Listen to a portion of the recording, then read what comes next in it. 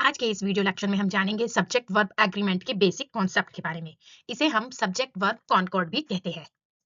Agreement या concord का मतलब होता है समझौता या सहमति। आज की इस वीडियो में हम जानेंगे कि सब्जेक्ट और वर्ब के बीच में ऐसा कौन सा समझौता, एग्रीमेंट या सहमति होती है जो अगर सही ना हो तो हमारा सेंटेंस गलत हो जाता है। ये बहुत ही इंपॉर्टेंट टॉपिक है इंग्लिश ग्रामर का। वीडियो को लास्ट तक जरूर देखें।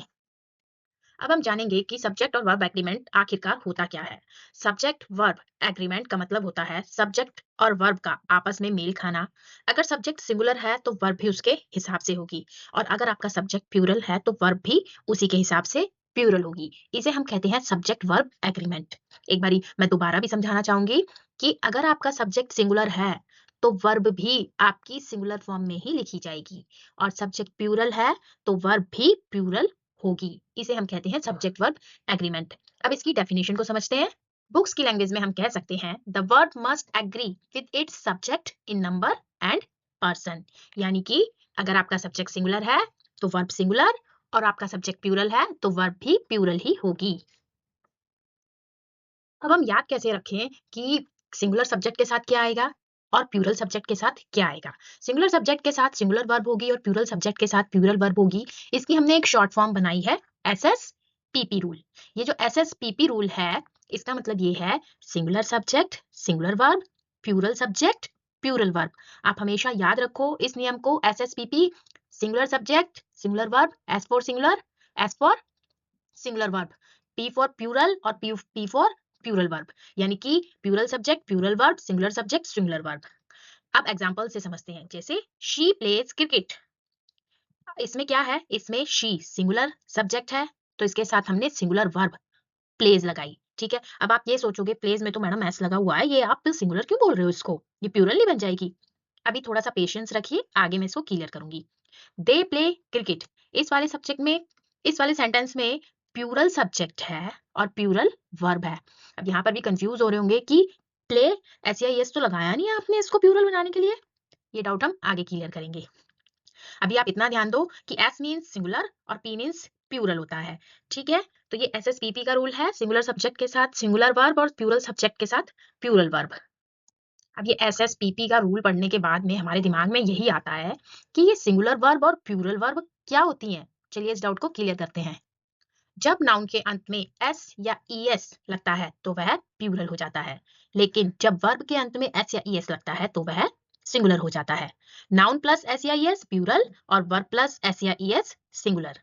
आप थोड़ा एक बारी मैं दोबारा भी समझाती हूँ। जो नाउन होती है, नाउन क्या है, पर्सन प्लेस थिंग्स, इन सबको जब हम S या ES लगाते हैं इन सब के अंदर तो क्या हो जाता है, तो वो प्लूरल बन जाती है। जैसे बुक, बुक्स। लेकिन वर्ब के केस में क्या होता है कि जब हम उसमें S या ES लगाते हैं तब वो सिंगुलर बनती है। जो वर्ब होती है वो प्लूरल फॉर्म में होती है, वो प्लूरल फॉर्म में होती है। क्या चीज प्लूरल फॉर्म में होती है, ये जितनी भी हमारी वर्ब्स लिखी हुई है ना, ये जितनी भी वर्ब्स हमारी होती हैं वो सब प्लूरल फॉर्म में लिखी होती हैं। उनमें हम लास्ट में S या ES लगाते हैं तभी वो सिंगुलर बनती है। ये चीज क्लियर है। नाउन में S या ES लगेगा तो वो प्लूरल बनेगा, वर्ब में S या ES लगेगा तो वो सिंगुलर बनेगा। ये चीज आप अच्छे से याद कर लो। नाउन में S या ES प्लूरल और वर्ब में S या ES सिंगुलर। आप दोनों में से एक भी याद करोगे काफी है, क्योंकि दूसरा उसका अपोजिट है। तो आप वर्ब को याद रखो कि वर्ब हमेशा प्लूरल फॉर्म में होती है और एस या एस लगाने पे वो सिंगुलर बन जाती है। तो नाउन के केस में उसका जस्ट अपोजिट है कि एस या एस लगाने पर वो प्लूरल बनता है, बाकी वो सिंगुलर होता है। अब हम कुछ एग्जाम्पल्स की मदद से ये सारी चीजें समझेंगे। जैसे सिंगुलर और प्लूरल के कुछ एग्जाम्पल्स लेते हैं हम नाउन के। बॉय, काउ और बॉक्स, ये क्या है, ये हमारी नाउन है। नाउन की डेफिनेशन आपको क्लियर है ना, पर्सन प्लेस थिंग्स और एनिमल। तो ये सिंगुलर है। अब प्लूरल कैसे बना, बॉय का हो गया बॉयज, काउ का हो गया काउज और बॉक्स का हो गया बॉक्सेस। तो हमने क्या करा, नाउन को प्लूरल बनाने के लिए एस या ईएस का प्रयोग किया। अब वर्ब के कुछ एग्जांपल्स ले लेते हैं। ईट, को, टू, ये क्या है आपके, ये तीनों आपके प्लूरल फॉर्म में लिखे हुए हैं। मैंने आपको पीछे भी बताया था जो वर्ब होती हैं वो प्लूरल फॉर्म में लिखी रहती हैं, लेकिन जब हम उसका सिंगुलर बनाएंगे तो वो क्या हो जाएंगी, ईट का एट्स, गो का गोज और डू का डज हो जाएगा। क्लियर है। यानी कि वर्ब प्लूरल फॉर्म में होती है और हम उसमें एस या एस लगा देंगे तो वो सिंगुलर बन जाएंगी। एक बार मैं आपको दोबारा अच्छे से बताना चाह रही हूँ, लिखकर बताना चाहती हूँ कि वर्ब का ओरिजिनल फॉर्म हमेशा प्लूरल नंबर में रहता है। जब उसके अंत में एस या ईएस जुड़ता है तो वह सिंगुलर बन जाता है। अब हम वर्ब के कुछ और एग्जांपल्स को देखते हैं जो सिंगुलर और प्लूरल के हैं। जैसे इज, वॉज, हैज, ये सिंगुलर फॉर्म में है, ठीक है, और इनकी प्लूरल क्या है आपको पता है। एक के लिए इज लगाएंगे और बहुत सारों के लिए आर लगाएंगे। वॉज एक के लिए और बहुत सारे होंगे, दो या दो से ज्यादा, तो वर का प्रयोग करेंगे सेंटेंस में। हैज एक वचन के लिए यानी कि सिंगुलर नंबर के लिए, और प्लूरल होगा तो हैव का प्रयोग करेंगे। अब बच्चों आपने एक चीज यहाँ पर ध्यान दी कि सिंगुलर वर्ब के अंत में एस लगा रहता है। ये सिंगुलर वर्ब सी आपकी, तो इसके लास्ट में क्या लिखा हुआ है, इसके लास्ट में एस लगा हुआ है। अब हम एस एस और पीपी के रूल को कुछ सेंटेंसेस की मदद से समझते हैं। हमारा सेंटेंस है the boy read.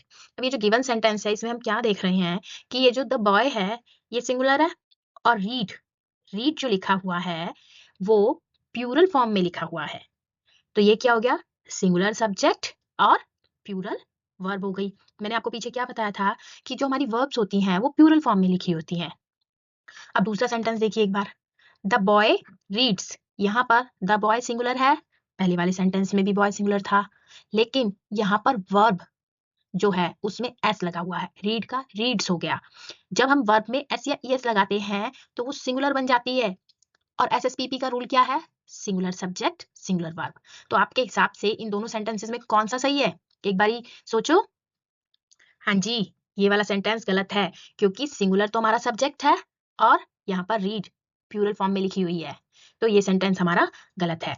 Subject verb agreement क्या कहता है, सिंगुलर सब्जेक्ट सिंगुलर वर्ब। जब हम वर्ब में एस या ईएस लगा देते हैं तो वो प्लूरल हो जाती है।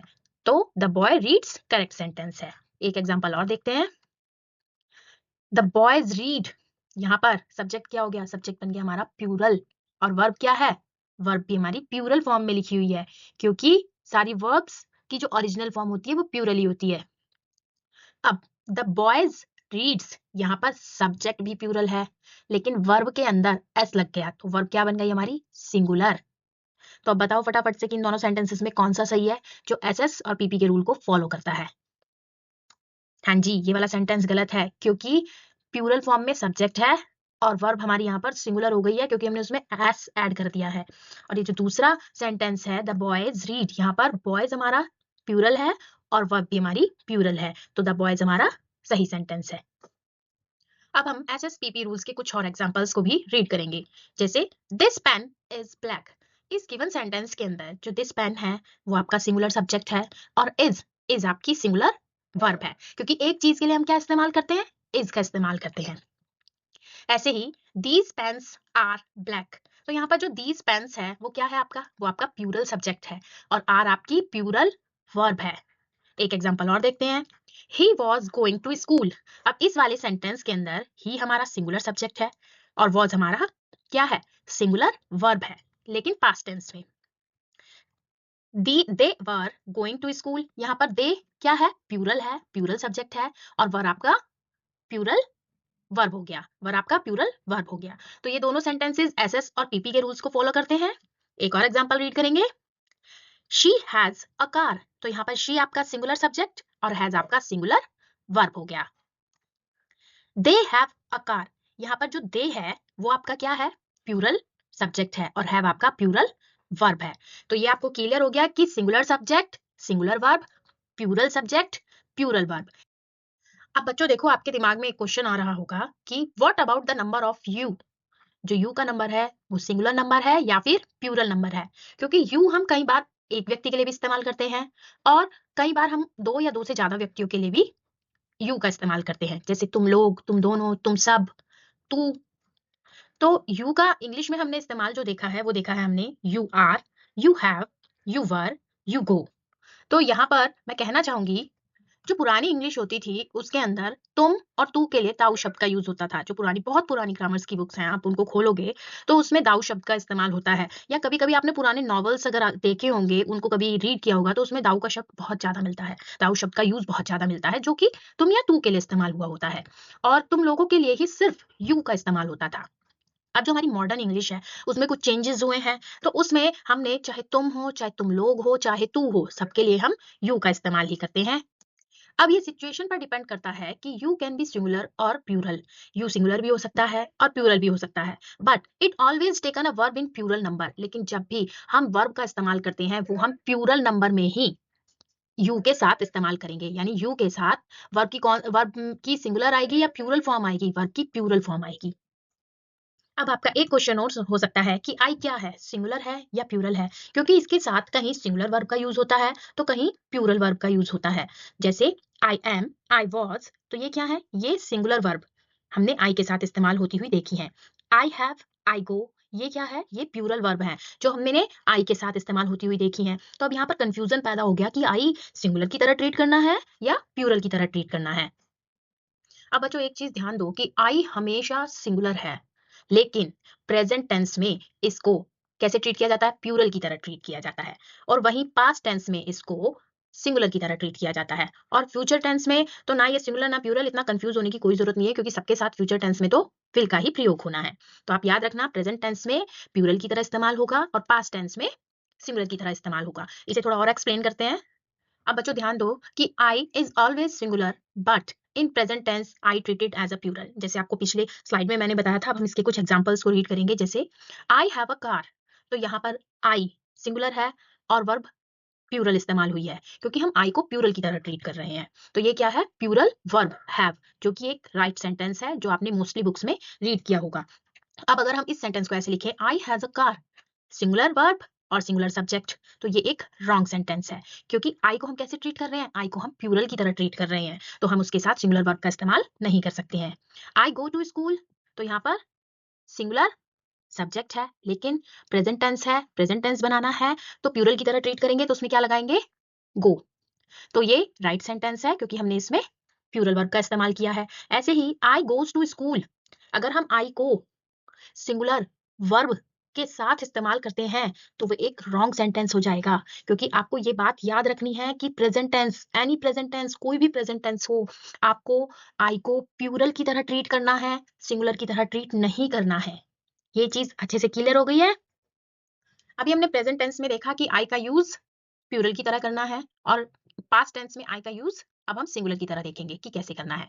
जैसे I was going to school, यहाँ पर आई के साथ आई हमारा सिंगुलर सब्जेक्ट है और सिंगुलर की तरह ही यूज करना है, तो हमने वर्ब वॉज भी सिंगुलर ही ली है, तो ये एक राइट सेंटेंस है। जबकि रॉन्ग वे में ये क्या बन सकता था, अगर हम आई के साथ वर लगा देते तो ये क्या हो जाता, ये हमारा रॉन्ग सेंटेंस बन जाता, क्योंकि आई सिंगुलर है और पास्ट टेंस में आई को सिंगुलर की तरह ही ट्रीट करना है, इसलिए वहां पर प्लूरल वर्ब का इस्तेमाल नहीं होगा। आई वॉज अ स्टूडेंट, तो यहाँ पर पास्ट टेंस में क्लियर हो चुका है अब तक आपको कि आई को सिंगुलर की तरह ट्रीट करना है, तो इसलिए हमने यहाँ पर सिंगुलर वर्ब का इस्तेमाल किया है। लेकिन ये गलत कब होता, जब हम आई के साथ वर्ब का इस्तेमाल करते, आई वर अ स्टूडेंट, ये क्या हो जाता, सिंगुलर सब्जेक्ट और प्लूरल वर्ब। अब आप अच्छे से क्लियर कर लो, कोई भी प्रेजेंट टेंस हो आपको आई को प्लूरल की तरह ट्रीट करना है, कोई भी पास्ट टेंस हो आपको आई को सिंगुलर की तरह ट्रीट करना है, और फ्यूचर टेंस में कोई टेंशन नहीं है, सब जगह विल ही आएगा, जो वर्ब लगेगी वो विल ही लगेगी। क्लियर, ये चीज अच्छे से ध्यान रखो। अब कई केसेस में हमने देखा है कि आई के साथ वर आ जाता है, अब उन केसेस को स्टडी करते हैं। आई के साथ वर का प्रयोग कहाँ पर होता है उसे देखिए। जैसे एक सेंटेंस लेते हैं, काश मैं एक रानी होती, तो ये क्या है, ये कोई व्यक्ति एक इमेजिन कर रहा है किसी चीज को, तो यहाँ पर हम क्या लगाएंगे, आई के साथ वर का प्रयोग करेंगे। I wish I were a queen, जब हम किसी चीज को इमेजिन करते हैं तो वहां पर आई के साथ वर का प्रयोग करते हैं। ये एक बहुत ही लंबा चैप्टर है जिसका नाम है मोड ऑफ वर्ब, और इस केस को हम बोलते हैं सब्जेक्टिव मोड ऑफ वर्ब। तो हम नेक्स्ट वीडियो में या फिर कुछ टाइम के बाद एक वीडियो बनाएंगे मोड ऑफ वर्ब, उसमें हम जानेंगे कि ये जो चीजें हम इमेजिन करते हैं इनको कैसे ट्रांसलेट करते हैं और इनके ट्रांसलेशन के नियम क्या है। बने रहिए हमारे साथ। अगर आपको वीडियो अच्छा लगा है तो प्लीज लाइक, शेयर और सब्सक्राइब किए बिना मत जाना। Thanks for watching.